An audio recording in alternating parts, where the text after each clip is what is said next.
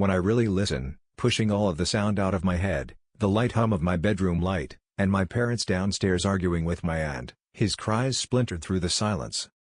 I jumped off the chair, and almost immediately heard the sound of his movements, his wings scraping the floor. Nini.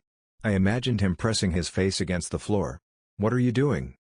I got all the way to the door, my fingers wrapped around the ornate handle. I'm telling Mom you're hurt, I said. You need help. Wait, don't. The urgency in his tone stopped me dead in my tracks. It's just a broken wing, he whispered. I'm okay. It will heal. I didn't know what to do, so I stayed with him, balanced on my chair, for hours. I told him stories from my favorite books, and he seemed to like them. He even knew the characters' names before I said them. When I was getting sleepy, I dragged a blanket from my bed and slumped into the chair. What's your name?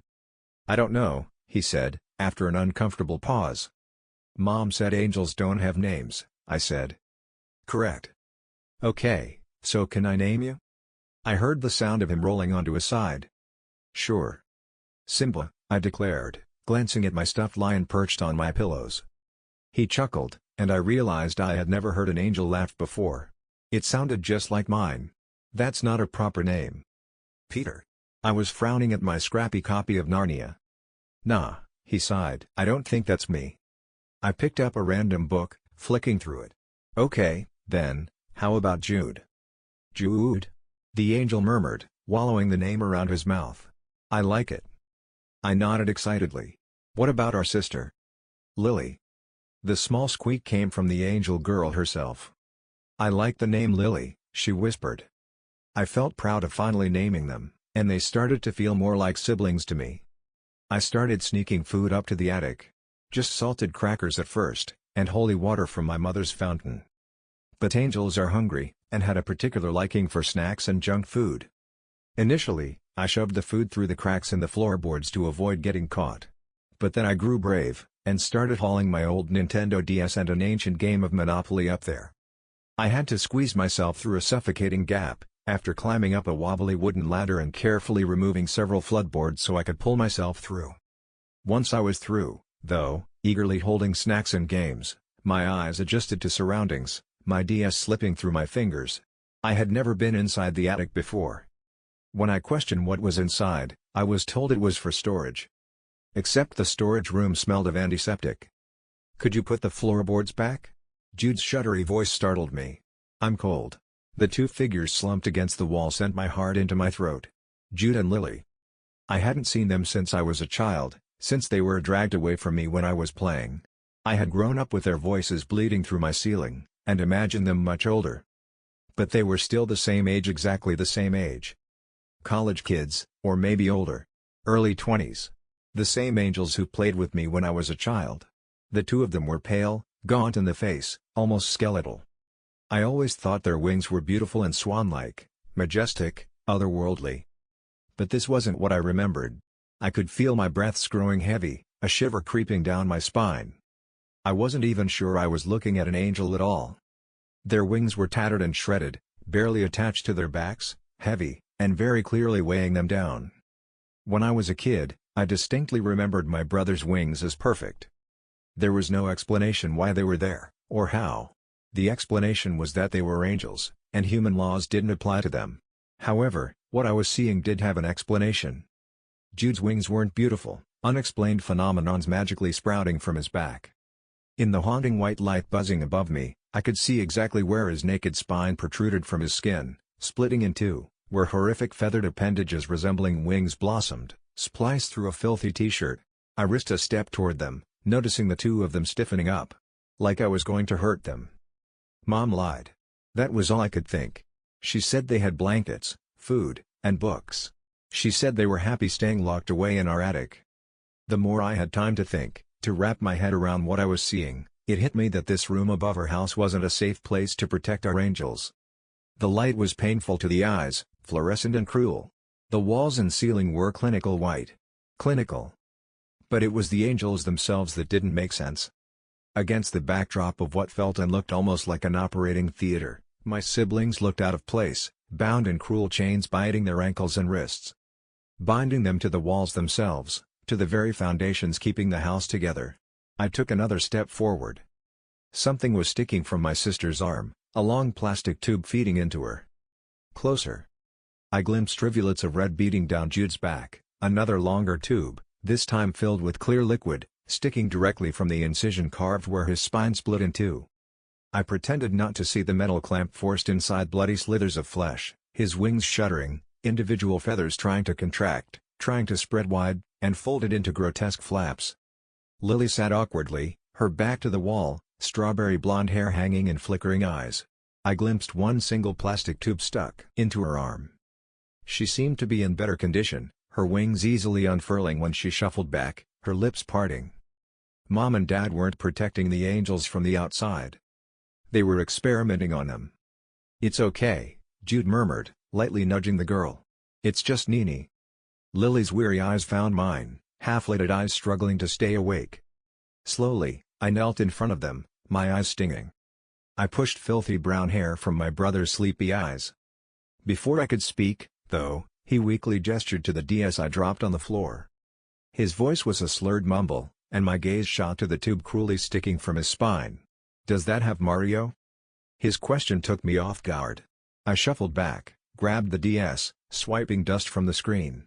I slid the power on, and his eyes lit up. "No," I held it up so he could see the screen. "But I do have Nintendogs." Jude grinned, though I wasn't expecting to see sharp incisors jutting from his gums. "Sounds fun." He held out his chained wrists. "Do you want to play?" I had so many questions, but at that moment, looking at the creases in my brother's expression, while he was in pain, I swallowed my words. I played with them until the sky turned dark. When I was packing up, I couldn't resist moving towards, my heart jumping in my chest. I tried to pull the tube from his spine, and his wings jerked, his eyes widening. "Don't." He snarled like an animal, and I stood, paralyzed. Jude shuffled away, his wings twitching, struggling under the clamp. His breaths came out in sharp pants, his fingernails, almost like claws, dragging across wooden boards. "Don't fucking touch me," he spat. "Do you understand?" I didn't move, and his expression softened, his teeth retracting. "I'm sorry," he said. "It just hurts." I finished for him, choking on my own sob. "My mom and dad are hurting you." Jude didn't reply for a moment, before his head jerked up. "Do you remember that one time when you wanted to fly? You jumped off of the bunk bed, and broke your arm, and we ran for your mom? We love you, and we care about you. But we need help now, too." I nodded. "Do you have a paper and pen?" I did. I brought a whole coloring pad up for drawing. I nodded, handing him a blank piece of paper and a crayon. Jude scribbled a number, and handed it to me. "Can you call this number?" he whispered. I nodded. "Why? Is it, like, part of your job? As an angel?" His expression furrowed, but he replaced confusion with a smile. "Yeah. It's a job." He leaned back, wincing when his wings brushed against the ceiling, visibly in pain.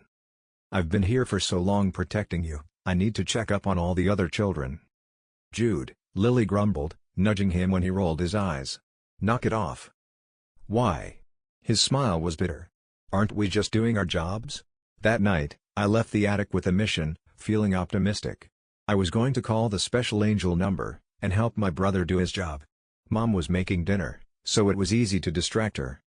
I made a huge deal about dessert, and when she was grumbling to herself, pulling ingredients for cookies from the cupboard, I swiped my mother's phone from her purse, locked myself in the bathroom, and dialed the number.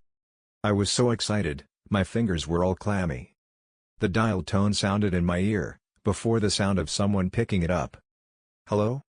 Before I could speak, Mom was unlocking the door, pulling her phone from my grasp. "Nini, what are you doing?" she demanded, apologizing to the recipient. "Yes, hello. I'm so sorry, my daughter accidentally called you." She shot me the dagger eyes, before walking away, her phone to her ear. "No, I have no idea how she got your number. Have a great night." Mom didn't get mad. Instead, she made me cookies. I was nibbling on a chocolate one, when she leaned against the counter, arms folded. "Nini, I'm going to ask you a question, and you're going to tell the truth." "I was doing a job," I said, dipping my cookies in fondant. Her eyebrows furrowed. "You were doing a job?" I nodded. One of the angels gave me an angel number, so I could do his job for him. Mom's lip curled. Okay, then, can I have the angel number? When I hesitated, she sighed. Nini, I'm sure he would rather an adult was doing his job for him. She held out her hand. Sweetie, I don't want to ask you again. I handed it over, words suddenly choking from my mouth. Why are you hurting them? Mom looked taken aback, her eyes widening. Nini, why on earth would you think we are hurting them? I saw them, I said, my voice breaking. You're doing bad things to their wings. Mom hugged me, and I found myself splintering apart, burying my head in her chest. Nina, sweetie, you are very, very wrong, she whispered, wrapping her arms around me. They're sick, Mom murmured into my shoulder, running her fingers through my hair. When they brought you back to life as a child, they were so weak, so they couldn't fly away. We didn't tell you because we didn't want to scare you. I nodded, squeezing my mother to my chest. It all made sense. They were fixing their wings. Your father and I have been trying to save them, she hummed. Of course, with them being so powerful, we have no choice but to take extra measures, which, yes, include chaining them up. She pulled away from the hug, wiping away my tears. Nina, you need to understand that they are extraordinarily powerful, and only chains soaked in holy water will hold them. When they were younger, they were weaker, and less destructive. But, as you saw, they are growing stronger every day. I felt a pang in my chest. Then they'll fly away, I whispered. Mom pursed her lips, but nodded, giving me another cookie. Then they'll fly away. I didn't visit the angels for a while after that. I think part of me was scared of them, scared of their destructive power. But then I missed them. So, I grabbed snacks from the kitchen, a handful of DS games I knew Jude would like, and crept out of my room, making a beeline towards the attic. Except when I climbed the wobbly stairs, the loose floorboards leading to the attic had all been replaced. I had an idea to tell them by knocking on my ceiling. But when I came home from school, running up to my room, my bedroom was out of bounds. We're redecorating, Mom smiled brightly. For now, you'll be sleeping in our room. I had no way to contact them. When my room was finished, I had a brand new ceiling. I knocked all night, balancing on my chair, waiting for a response. I never got one. I did hear them, though. In the middle of the night, their pained screams bled through my walls, keeping me awake. I saw their blood seeping through the walls, the ceiling, stray feathers choking the air, as if our house felt their agony. When I slipped out of bed, I stepped on tattered pieces of their wings pricking my bare feet. I ran the faucet to wash my face, but instead, blood ran thick, staining porcelain. End of part 2. Do not forget to like and subscribe.